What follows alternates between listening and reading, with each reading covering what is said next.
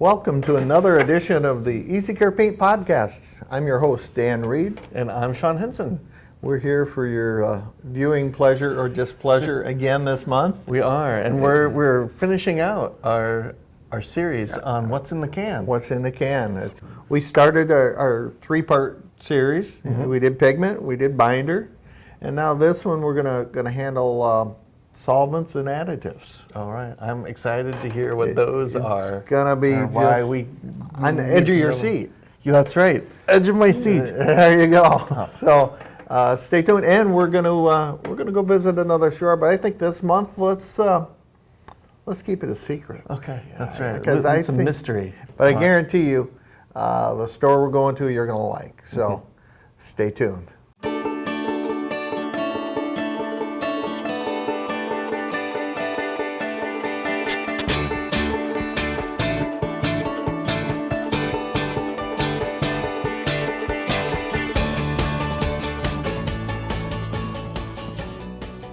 So, Sean, now, like we said before, we talked about pigment, we talked about binder. Mm-hmm. Now it's time to talk about solvents. Solvents. And solvents, does it have anything to do with this?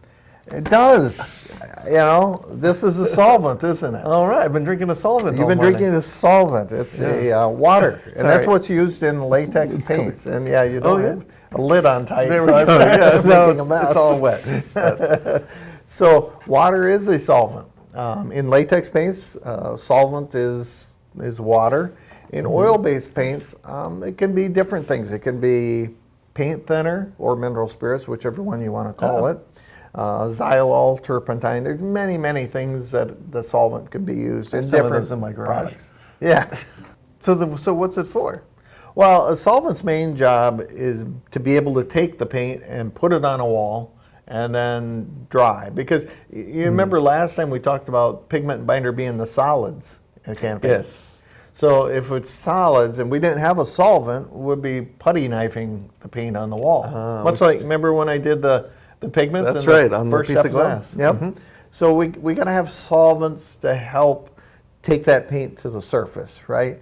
And once it goes to the surface, that solvent just dries up, evaporates, and goes away. Oh, so then does what's in the solvent matter if it's evaporating into the air? Are we then breathing that in? Well, it does. Those are called, that's a great question. It's called VOCs, okay? Volatile organic compounds. And paints nowadays are all getting safer, right? But depending upon which paint it is and what everything that's in it, it can be a 0 VOC paint all the way up to 500-600 VOCs. Which is why, so that's why latex paint is easier on you, because it's generally lower in VOCs. Yes. But that doesn't mean just because it's latex that it'll be 0. Sure. Okay. Like our Limitless is 50 VOCs. Okay. Ultra Premium is 0. Mm-hmm. Okay. And then our Everyday would be 50 also. Okay. There's a couple different ways that paints dry, whether it be latex or oil. Oh, they don't dry the same. They don't dry the same. Well, I guess that makes sense if it's water versus something else. Exactly. So latex paints dry by evaporation. Okay. Okay. So they dry from the outside in. It depends on a lot of things. 1 to 2 hours, pretty safe bet. Okay. It's dry, but that doesn't mean it's cured. Oh. Dry and cure are two different things. Dry means it's dry to touch. You can go ahead and put another coat on, but cure means you can wash it, scrub it, clean it. So it doesn't have all the properties that it will Everything eventually hasn't formed a tight, strong film yet. So that takes 30 days. 30 days? 30 days. So that's don't good to wash know. or scrub your paint for 30 days. 30 days, okay. I don't think I ever knew that. Yep, and a lot of people don't. That's a complaint I've heard before. Now, before we go into oil-based, latex paints dry from the outside in. Oil-based paints dry from the inside out. Oh, so they probably take longer before they seem dry? They take usually 6 to 8 hours to the touch. Okay. Yeah, but they do cure quicker in about a week. Oh, really? So, yeah. Yeah, so a little difference there. And like I say, I'm being very general in normal, household paints that we sell. Okay. Now, other things that, whether it be oil or latex, that can affect your dry times or your cure times is how much you put on. If you put it on super thick, think about it, that's that much more water that's got to evaporate, so it's going to take longer. Sure. Right? Yep. Sheen is another one. The shinier paint dries a little slower.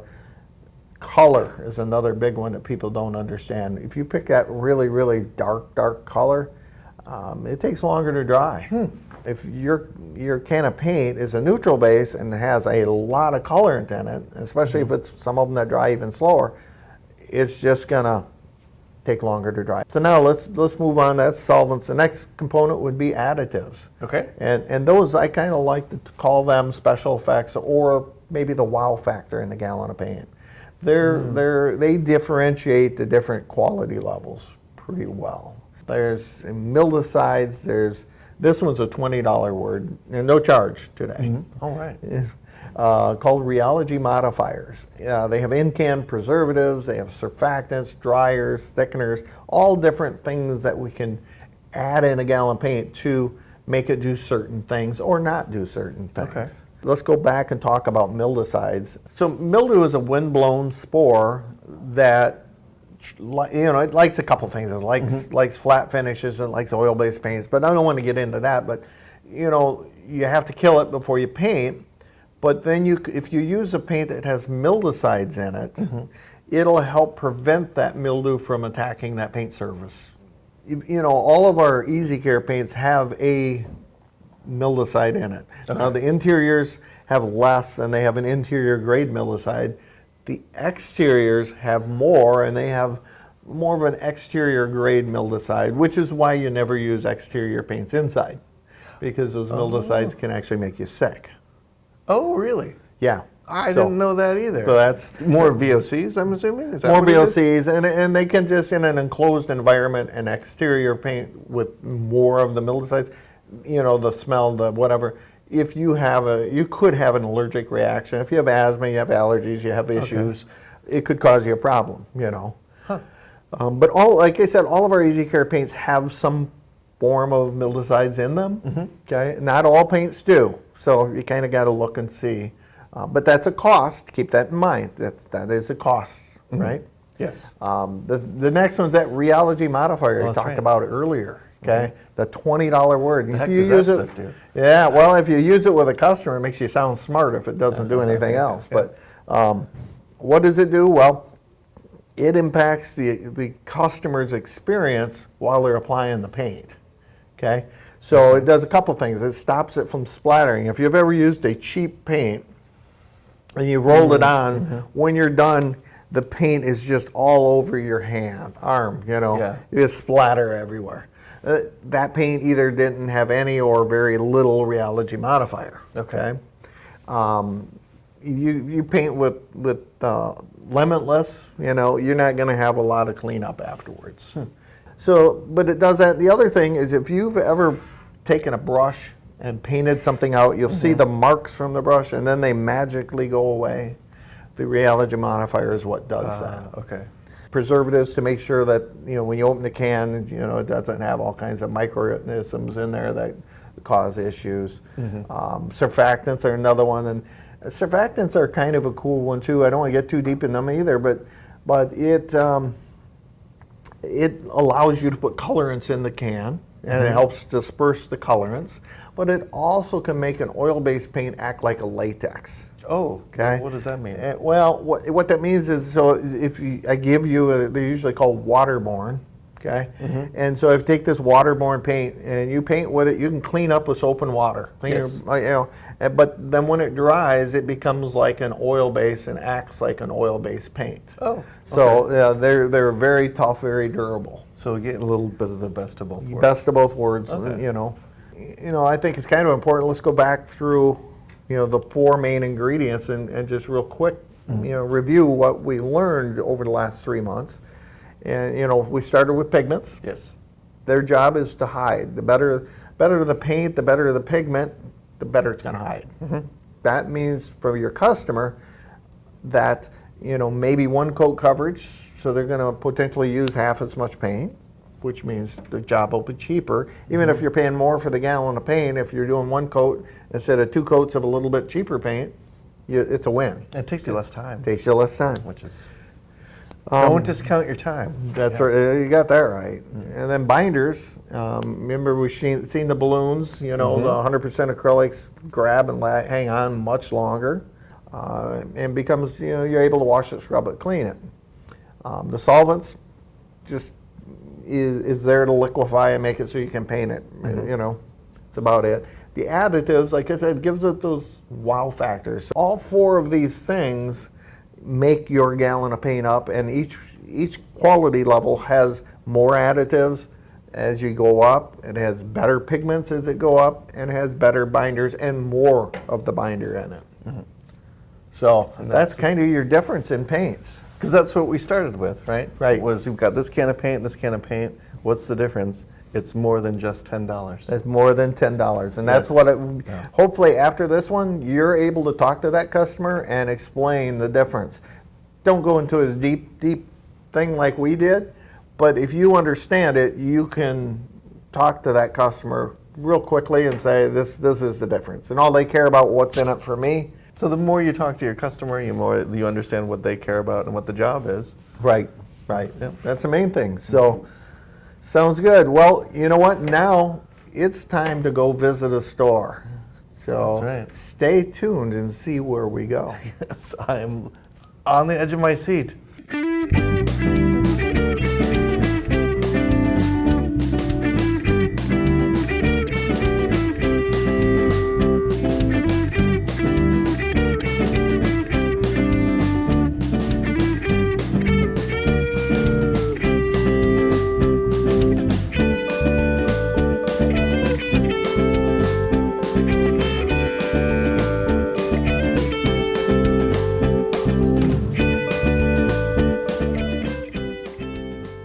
Well, as I promised, we would have a surprise guest on this. And we have Scott from Paxton True Value in Paxton, Illinois. Yeah. Where is Paxton, Illinois? We're just north of Champaign, about 25, 30 miles. Great farm country, great football country. Yeah, we're having a good year, basketball and football, having a good time. So Scott, tell me more about you as far as your store and how long have you had it?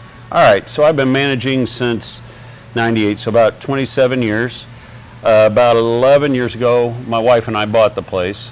But about 25 years ago, pushing up 23 years ago, we built this new facility, which has been wonderful. We went from a downtown location with pretty squeezed in, paint clear in the back, kind of a different situation. A lot of it had to do with I took on rental and there just wasn't enough room. And so we rolled the dice, built a big place, and it's turned out great. We put our paint section right up near the front, so that as you come in the store, it draws your eye immediately. It takes you right down the middle. That's important. Yep. How many square feet are you? This room is 8,000 square feet retail. Retail. Yep, and then 1,500 in back that's rental corner. Now, one interesting tidbit that you've told me about is a radio show you do. Started that not too long after we built the store. I don't remember if I approached them, they approached us. I always advertised on the radio anyway, locally. We have a local radio station, it's really nice. And we decided I'd do a Scott's Tips for Success. A weekly show, 5 minutes long. A lot of my shows do center on paint because it's an easy one to talk about. I can just go in off the cuff and knock out a 5-minute program with no problem, talking about primers. What is paint and primer in one? Try to explain that and get the word out so that people aren't surprised when I explain it to them when they do come in. It's really easy to do an entire show on paint, and I've on 3 different stations, so I have a pretty vast footprint. So how far out does that go? I go about 30 miles each direction with all 3 stations, so it covers probably 10 counties, I'd say. Wow. Probably. Yeah. And what's the feedback from consumers? I get a lot of it. People come in, and I'll be at the register, and I'll say something. They say, "You're the guy on the radio." You get that all the Scott's time. with the tips. And it's really pretty neat. I had a guy in the other day dropping a lot of money on something that wasn't really necessary, But he said, I got to stop listening to your program. You're like, no, you don't. I convinced him somehow over the radio. What other means of promotion do you do for out of paint? Okay. We have a local newspaper ad. I have a big sign out front with animations and things that I can run. And so when we do, say, a $15 off paint, I put it on there. I put it on the radio, and I put it in the newspaper. And you do a lot on Facebook and Yeah. and all Facebook the- promotions are big. Different. That's true. Social media is a great engine and a very fair price. I've had a couple of employees that helped me to be able to do the boosts and stuff. I was a little too busy to do it, but they got in and boosted things. And as you share it, and also a lot of the businesses in town. My wife has a wine room now, so I've gotten in with some other of the bars, and we've talked about promoting just in town and also with the Chamber of Commerce. Chamber of Commerce is very helpful, and so we boost each other's posts and things like that. Share each other's posts, and that really helps when you get a group of places to share to their fan base. Right. It's more tying to the community, which, that's super important as far as promotion. I don't care who you are or where you're located, is tie to the I try community. to take advantage of also the paint thing for the schools and Right. and the different clubs that it qualifies for, and then our local newspaper is great at promoting that for us. Come in and take pictures and do a whole article on it, and so that's very helpful as well. Chive TV, just people when they're standing in line, instead of looking at me wondering what I'm doing, they kind of zone out and watch it for a minute. Yeah, and then it'll come up with my hours and different things as we go. And like I said, I'm gonna put my wife's wine room information on there too as part of the rotation to come through and say, here's when you go to her wine room. But it's free. You just tell them, hey, I'm gonna display this, and kind of fun. Now you're talking about in the future here doing a remodel. Ready to do a freshen up. remodel. I was tickled to do when we came out with the big paint center concept carousel, years yep. ago. Yeah, the carousel. Tickled with it. It's been good. I put the flooring down. I kind of bought into it quite well. And I'm ready for a refresh of not just it, but of the entire place. I invested years ago in the auto tent, and always have had, well, for a long time. I bought a used one first, and then went and got a new one of the collar match system.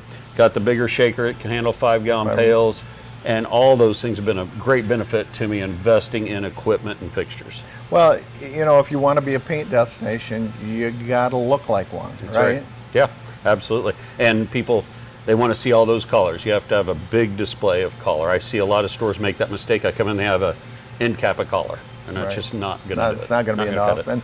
And brands you carry, our bread and butter, of course, EasyCare Ultra Premium, but you also carry Limitless. Yep. And I have the Limitless exterior, and I have all that. Yeah. And you seem to do well in all of them. I do. I carry the medium, or some of the lower line as well, but I don't ever push people that way. That's where we go when they just say, I can't swing that. I say, well, come on, we got other stuff we can consider here. Right, and that's where you should use Because I it. want to be known for my quality, not necessarily having the best price. I want them to know, wow, that was awesome quality. And they say, wow, that's a pretty good buy now to compare it to what I've had in the past, wherever. Right. We love to support local businesses. This is Corn Crib Candles. They're invented, produced, manufactured over in Gibson City, about 15 miles from here, something like that. This is all soybean product, soybean based. Then she came out with a diffuser in the car. These little jars that smell wonderful, but it doesn't smell effeminate. Got into even perfumes and colognes and just room fresheners, carpet fresheners, hand soaps. And Everything. it's just really, I love to support local business. You've come to pretty much all of our training. Oh, a ton. I've always made sure to represent with as many of my employees as I could. Always thought that was a fantastic thing. I've sent 4 or 5 to the color school up in Chicago over the years. What's some of the benefits you've seen as a store owner from this education? Well, there's a couple ways to look at this. 95% of people come in and they just start looking for me. And I'm like, you need to be looking at my employees. I've got a lot of knowledgeable employees that can take care of you. I don't have to be the one. And then so a lot of times when they'll walk by one of my employees and ask that question, and particularly with paint, I'll say, well, I don't know what you're doing walking by them. There's your answer right there. She's been to paint school. She knows more than I do about this, that, and the other. And they started going there, and it worked well. People had started coming in and asking for this person. And then if they weren't here, they were more than happy to talk to me. Took some of the stress off me, and also recognized the values of my employees. And then they were giving great advice, and people were coming back and saying, she knew what she was talking about. That project was going south in a hurry, and here we are, and now it's awesome. Thank you.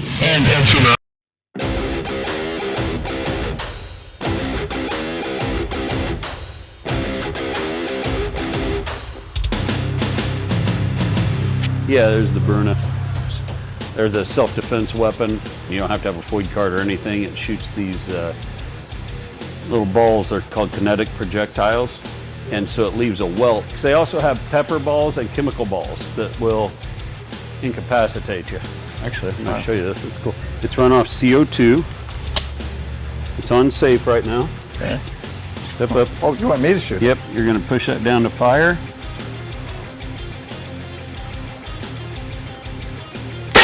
But it is very accurate and thumps. Very cool. Now, I wouldn't want to get hit by it. No, you would not. John is going to take his turn. We're going to see how he does. Boom. Bullseye. Okay, cool. So that's great, Scott. I really, really appreciate you taking the time today. Always enjoy getting to see you, Dan. Love seeing you too. Going to be seeing you at the show here very soon. It won't be long. It's coming right up. All right. Well, Sean, all good things must come to an end, which kind of, It's always a sad thing, though. Sad thing, unfortunately, Yes, but it's yeah. been fun. You know, we're here at Paxton True Value. It's a beautiful day. Beautiful day, Paxton. Scott let us do something that no other store so far has done, and let us shoot guns. How crazy is that? Yeah. In the store, no less. Store. Yeah, that's amazing. How cool is that? So I'm issuing the challenge for all you other stores out there. Have us come to your store and do something even more wild than shooting a gun in your That's store. right. But this ends our episode, our three-part episode of what's in the can of paint. You know, we started with the pigment and the binder. Yes. And then this one we just got done talking about solvents and additives. So I really hope you take away from this, you know, what's in each gallon of paint and how they differ from each other. And most importantly, that all paints have those four ingredients. It's just how you modify them. Right. And all of this just adds to your general knowledge. So especially if you have a particularly inquisitive customer that wants to know why this one, why that one, now you can answer that. Exactly. It just builds your credibility. And you know, this is a great way for you to become a paint destination, and just as important, you to become the paint expert in your paint destination, in your marketplace. Well, happy selling. Happy selling.